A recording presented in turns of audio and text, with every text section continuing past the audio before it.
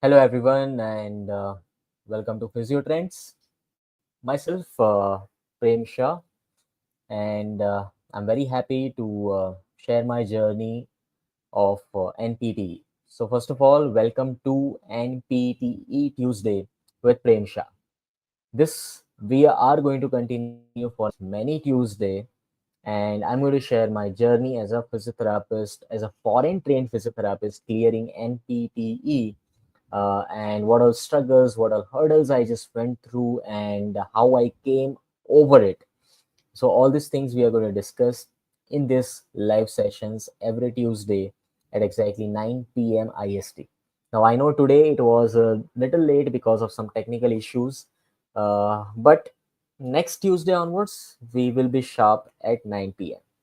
So, before we start this live session, I want to ask you all that just look at this downside. As I have mentioned, drop your NPTE questions with hashtag AskPrem, whatever questions you have in your mind about NPTE. Keep dropping them in the question or comment box, and definitely I'll be answering it at the end of the live session. Begin with the live session. I want to give you all brief about myself. Prem Shah. I'm a foreign trained physical therapist, and I have officially cleared NPTE with a score of 660 out of 800 recently. And I want to thank you all for always supporting physio trends and always, I would say, keep motivating me. And the same thing I'm going to do for all of you as well, whenever you need it. All right. So I was basically working in India as a physiotherapist for more than 10 years now. So I cleared my bachelor's in physiotherapy in 2007 to 11. After that, immediately I joined for masters, which I completed in 2014. My master's course was 2012 to 14. After that, I thought of going to USA, but somehow I couldn't go. But I did a smart thing by doing a processing work of this FCCPT, FCPT to appear for NPT, but I never appeared for it during that time. So that is a kind of something different which is going to happen in my story and your story when you are going to appear for the NPT. But apart from that, yes, after that I started working in different settings of physiotherapy. Like I have worked in clinical setup, I have worked in fitness area. Like I was a fitness trainer as well as physiotherapist for a few months. Then I've also worked as a professor in physiotherapy, like in academic area. I've also worked as a founder of Physio Trends, where I have created lots of awareness as well as I've created lots of educational content for all of you guys. So that is also one of my experience. And after 10 years of all these things, I decided that okay, let's do something different out of the box, and I decided to go for NPTE. Of course, before giving NPTE, I have also cleared DHA exam, which is a license examination for Dubai. But about that, we are going to discuss some other time. Today, we are just going to focus on the NPTE. So why I decided to give NPTE? The reason behind that was, of course, after working for almost 10 years, I decided that whatever potential I have as a passionate physiotherapist is not being fulfilled, and I needed more. And I knew that there are certain developed countries which have higher potential and high demand of physiotherapists, and one of them is, of course, USA. I spoke to my seniors, I spoke to the people who are already working over there. I knew their journey, like I heard them about like how their working scenario is and how exactly they are getting paid. And it really clicked me that yes, I should also give NPTE. But that was not so easy. Just thinking about NPTE is not easy. That I realized very next moment. So then gradually I started preparing for it, and I'm going to share all the details about it. So I have written down all the points which I'm going to discuss, and I'm going to discuss one by one. So guys, yes, I can see your comments over here, but just keep some patience. I'm going to answer all your comments. Just keep on asking questions. Once the session is over, we are going to have a very nice question and answer round. All right. So first thing I want to discuss with you is like what are the credential documents required, TOEFL preparation, FSBPT timeline, and everything. Of course, again, those things will take entire live session, so I'm just going to talk bit about it. Like documents required, you just don't think that you will require only your BPT transcript or BPT certificates or just NPT certificates. You will also need your high school certificates for the verification. And most of the time we think that okay, just like any other countries, we are going to go for the VES evaluation, but no, here VES is not required. You have to go through the FCCPT evaluation, and after that you have to update your documents on FSBPT, and from there, once you get the eligibility, you will become eligible to give examination. Remember, this eligibility is just for examination first. Once you become eligible for examination, you appear for examination. Once you clear the examination, then you become eligible to practice as a licensed physical therapist in the particular state you have applied to. Now, when I applied for the documents, I remember that the New York State was the easiest to apply, and that is the reason I applied for the New York State. But now, if you are going to apply, even New York State has minimum requirement of DPT, which is not diploma in physiotherapy, but it is doctorate in physical therapy, which is equivalence to 7 years of study in whichever other countries other than USA when you are studying. So may it be India, Philippines, Pakistan, whatever country you are studying physiotherapy, if you have 7 years of education, which is equivalent to USA, then you will become eligible to practice as a physical therapist in New York or any other states of USA, as well as you become eligible to give examination for the same sake. So once your documentation work is done, after that only you become eligible to give exam. And remember, I get so many questions about this, that whether can you give this exam from your home country or not. The answer is no, unless and until you are from USA or you are from Canada. Prometric centers from those countries only are eligible to give NPTE examination. So if you are someone who is a foreign trained physical therapist and not having eligible visa to go to USA or Canada and appear for this Prometric centers for NPTE exam, I think uh, while you are working on this documentation, you should also work on getting a proper visa so that you can go and appear for this examination. So this is a bit about the first topic I wanted to speak about. Details I'm going to share. Don't worry about it. The second thing I wanted to talk about is yes, even FCCPT has two types of credential evaluation. So when you are giving examination, you have to make sure that you are going through the educational credential, which is called as ECR. You have to do that and not the type 1 immigration or FCCPT type 1 certification, because that is done after your exam is cleared, which I am going to do now. Okay. Of course, the other thing I want to speak about is the study system. As a foreign trained physical therapist, and not having any exposure of USA, like I have not studied in USA for even 1 month, or I have not like having any exposure in the USA to practice physical therapy and I just have experience in my own country, then it's a bit difficult for us because we are not acclimatized to their system. The way physiotherapy works in USA is slightly different than the way it works in our home country, because of course it is a developed country, they have their own healthcare system and it works according to that. So when you are not part of that system, you have to work a little harder to train yourself to understand the concepts and to work as a physical therapist in USA. So that is why I always tell this, and I will also recommend you guys that if you are someone who is foreign trained physiotherapist and who is not working in USA right now, then remember that your journey is going to be a little more difficult. You will need a little more guidance to prepare for NPTE. What I did to make my journey smoother was, the first thing I mentioned is I did was recalling whatever I studied. Now, why do I say this? Because, of course, when you're studying some topics, you will feel like, yes, you have understood the topic, you know the topic better, and everything is good. There is no doubt in that. But if this exam is not something like you will be asked about one topic and you have to write a paragraph for 10 marks, 5 marks, and out of that you will be scored for 4 or 3.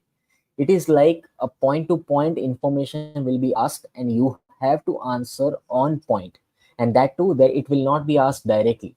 You have to make sure that you can reconnect those things. Even if it is asked with the indirect case scenario, you understand, yes, this is the case of multiple sclerosis or myasthenia gravis or cerebral palsy, or it is some other condition. So if you are able to recognize it just by the case scenario, if you are able to understand the differential diagnosis just by the case scenario, then you are actually ready for the exam. And for that, you have to keep on recalling whatever you are studying. You cannot just be like, okay, I have studied this, now I know the topic and I'll be good in the exam. If you go like that, then in examination you will feel like you have not studied anything. Just trust me, you will feel like that, because even though I studied so many things, I'll tell you, in my exam, this is a five, like total five sets of questions are being asked. Okay, like in each set, 45 questions are there. And in my first two sessions of exam, which is 90 questions, I was feeling miserable. I was like, I have studied so much, still I feel like I had to give lots of time to understand the question and correlate things with the answer. And that's how I gave the answers. And later three sessions, of course, they were a little bit better, but still this happened to me. So that's why I'm just suggesting that don't be overconfident when you are studying, like, okay, I know this topic. No, it doesn't work that way. You have to keep on recalling when you are studying. That's the key to crack the NPT. Second point is weekly revision. Again, weekly revision is like, this week whatever I have studied, that definitely I'm going to revise this weekend, but next week when I'm studying, I'm going to revise the previous week as well as this week. So every week your revision keeps on increasing, and that's the way again you keep on like being on the target when you are studying for the NPT. And the third thing which I followed was continuously giving mock test or mock questions. Every day you have to solve at least 20-25 questions. Every week you have to at least solve 100 questions, like at the weekends. And that is the only way you will realize, okay, what is your current potential, how much you are able to remember, how much you are able to recollect and connect from the case scenario. So if you are just following this at least for 3 months, I think as a foreign physical therapist, 3 months duration is required. And if you can do that, I think you can easily clear the NPTE. The third point I want to talk about is the common mistakes we do as a foreign physical therapist. Now, guys, the common mistakes, according to me, even I have done some mistakes, but I want to make sure that you guys don't follow the same mistakes and you just avoid those mistakes. That is why I'm just sharing with you all this is that don't read or study exactly in the same pattern as US physical therapists who are already practicing in physiotherapy or who are already studying in USA. The way they practice, don't try to practice it the same way, because as I mentioned earlier also, it's a little different for us, because we are not acclimatized to their system. So that is why have your own study plan, have somebody to guide you properly on daily basis, or I would say weekly basis, so that you are on the track, you understand, okay, what is the difference between these two system and what is more important for you to study right now, rather than it might not be like the same for the foreign trained or the people who are already working or studying in United States. So have a different study plan, take some guidance from people, and I think that is going to be more helpful for all of you. Okay, and guys, so next week live session, I'm going to discuss this just information. I'm going to discuss about advanced maze, about like TOEFL, then how much timeline you will require, like how early you can start preparing for the documents, and if you start uploading or preparing documents today, within how many months you will be able to take the NPTE examination. All those details we are going to discuss next Tuesday, 9 p.m. live on Physiotrends channel. So just be there about that. And now I'm going to answer your questions, whatever you have asked in the comment section. The first question is, after BPT, which department to take for good scope? Okay, now this is not relevant with NPTE, but let me tell you that for this, I already did one live session last week. I guess you can just go through that live session and you will get all the details for that.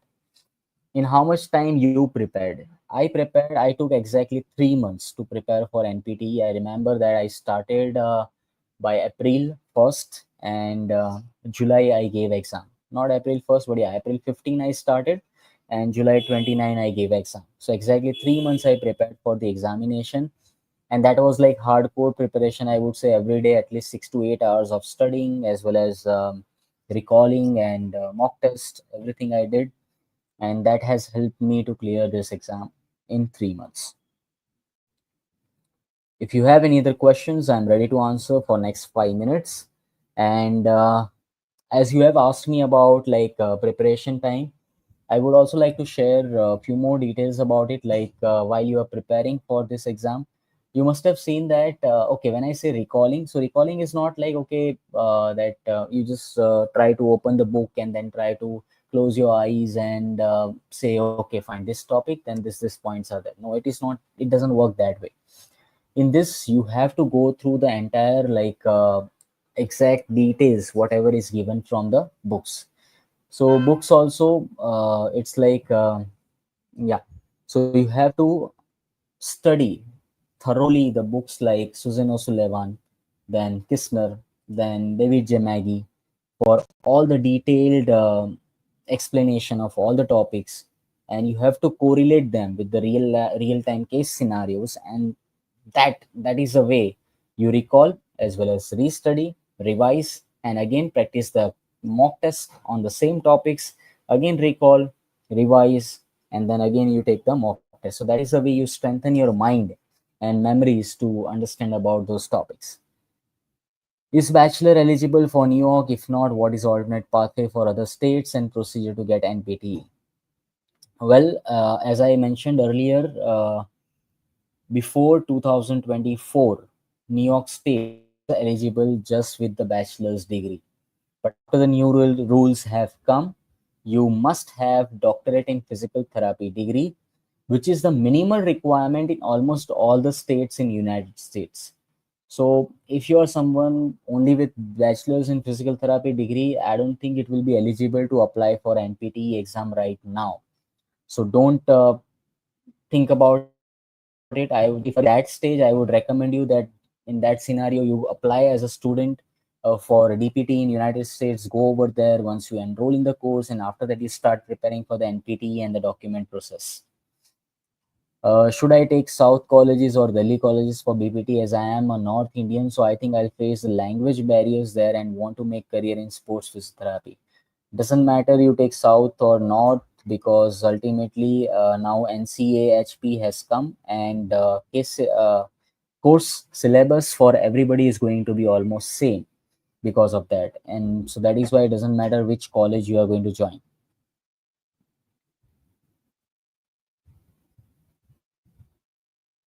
Okay. So I guess this is it, guys. I'm going to keep it short, but yeah, again, there is a surprise and a small gift for all of you whoever have joined this live session.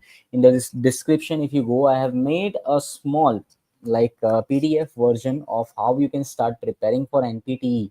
If you are somebody who's going to begin, who have already completed the documentation work and ready for the examination in the October cohort or next January, then I guess that particular PDF is going to be helpful for you.